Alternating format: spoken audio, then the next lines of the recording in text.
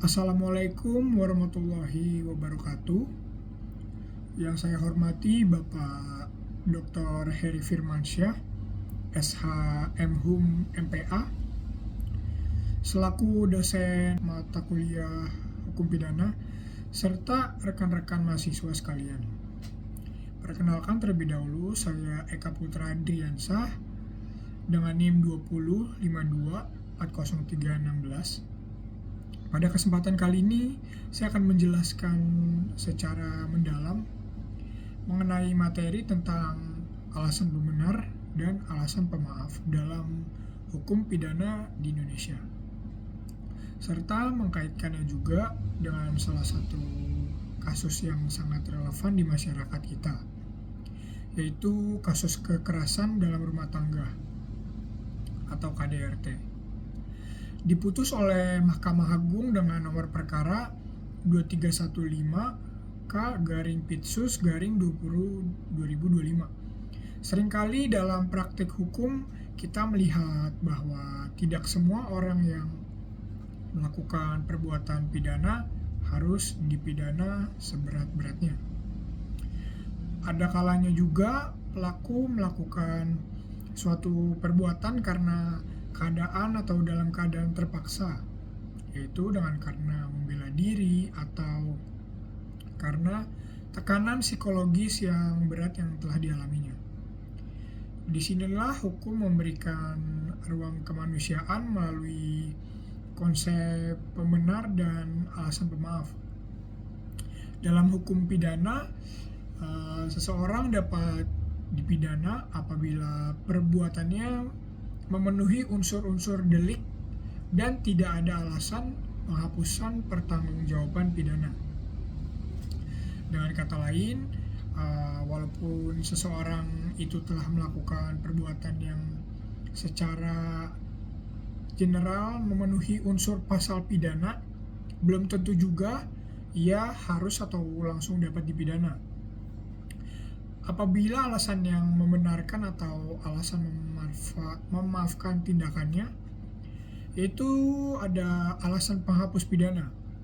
Ini terbagi menjadi dua, yaitu ada alasan pembenar dan alasan pemaaf. Yang keduanya sama-sama bisa membebaskan pelaku dari hukuman tindak pidana tersebut. Tetapi dari segi maknanya, kedua ini berbeda secara prinsip. Yang pertama ada alasan pembenar. Alasan pembenar adalah keadaan yang dimana menjadikan perbuatan yang pada dasarnya melawan hukum menjadi dibenarkan oleh hukum. Dalam artian, fokus alasan pembenar adalah perbuatannya. Perbuatannya dianggap benar karena dilakukan dalam keadaan yang membolehkan tindakan tersebut. Ada di dalam dasar hukum antara lain itu di pasal 48 KUHP tentang daya paksa atau yang kita tahu overmacht, dan juga ada pasal 49 ayat 1 KUHP tentang pembelaan terpaksa atau nutwer, dan juga ada pada pasal 50 KUHP tentang pelaksanaan perintah jabatan. Sebagai contoh atau ilustrasi, bayangkan seseorang polisi yang sedang menjalankan tugas. Ia menembak seseorang pelaku teror bersenjata yang tujuannya untuk melindungi warga. Secara formal, tindakannya bisa dikatakan sebagai perbuatan yang menghilangkan nyawa manusia. Tetapi karena dilakukannya untuk kepentingan tugas dan keselamatan masyarakat, maka perbuatannya itu dibenarkan oleh hukum. Dengan kata lain, ia tidak bersalah karena situasi hukum memperbolehkan tindakan tersebut. Contoh lainnya juga yaitu seseorang memecahkan kaca rumah tangga bukan karena ia niat jahat, tetapi karena ingin menolong anak kecil yang terjebak di dalam keadaan rumah yang sedang terbakar. Meskipun kegiatannya itu merusak properti orang lain, hukum menganggap tindakannya benar karena adanya keadaan darurat yang memperbolehkan kita untuk melakukan tersebut. Selanjutnya saya akan menjelaskan tentang alasan pemaaf. Berbeda dengan alasan pembenar, alasan pemaaf ini berfokus pada pelakunya. Dalam hal ini, perbuatannya tetap dianggap secara hukum itu salah, tetapi perbuatannya dapat dimaafkan karena ada keadaan batin atau psikologis tertentu yang membuatnya tidak mengendalikan dirinya secara wajar. Dasar hukumnya bisa kita lihat dalam pasal 49 ayat 2 KUHP, yaitu pembelaan terpaksa yang melampaui batas karena keguncangan jiwa yang hebat pada saat kejadian tersebut. Serta pada pasal 51 ayat 2 KUHP tentang perintah jabatan yang tidak sah tetapi diyakini sah oleh pelaku.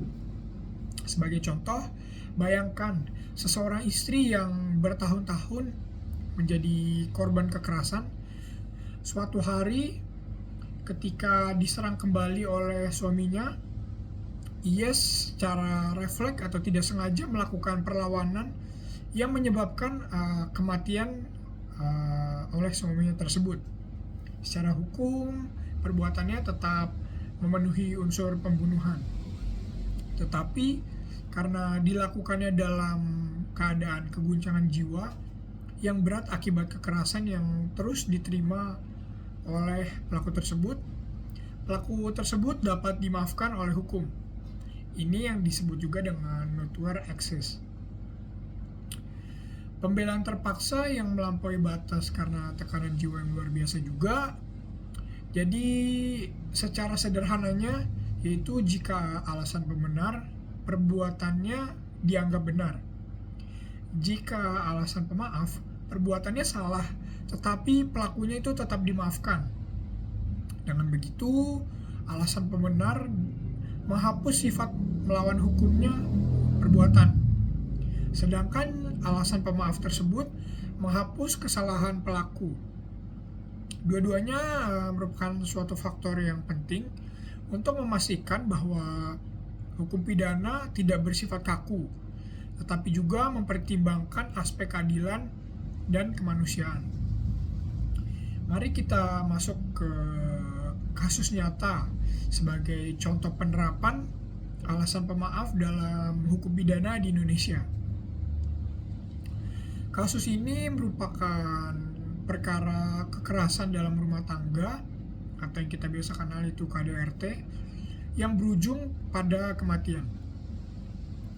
Putusan Mahkamah Agung dengan nomor 2315K/Pitsus/2025 menjadi salah satu contoh yang menarik bagaimana hakim menerapkan alasan pemaaf untuk mencapai keadilan suatu substantif dalam suatu perkara ini, yaitu seseorang istri yang selama bertahun-tahun mengalami kekerasan fisik maupun psikis dari suaminya.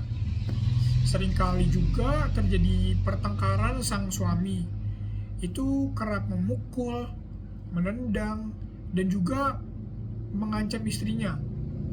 Bahkan beberapa kali korban juga sempat meminta pertolongan, namun tidak dapat perlindungan yang memadai dari pertolongan tersebut. Hingga pada suatu malam terjadi sebuah pertengkaran hebat di mana sang suami dalam keadaan mabuk berat, memukul dan mengancam akan membunuh istrinya tersebut.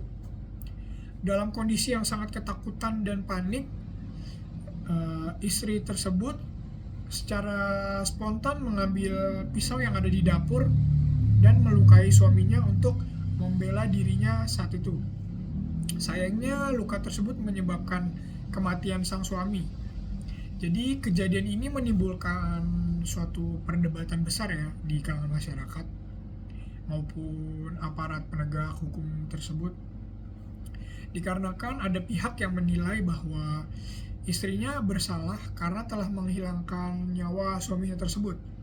Namun ada pula juga yang berpandangan bahwa suatu perbuatan tersebut wajar dan manusiawi karena dilakukan untuk mempertahankan diri dari kekerasan yang sudah terlalu lama terjadi di dalam hubungan rumah tangga mereka.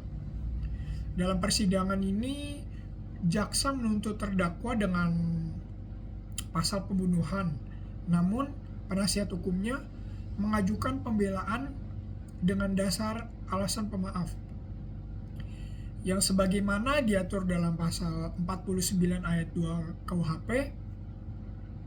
Mereka menekankan bahwa terdakwa tidak dalam kondisi normal secara psikis ketika peristiwa itu terjadi, karena sudah sering mengalami tekanan mental bertahun-tahun akibat KDRT tersebut.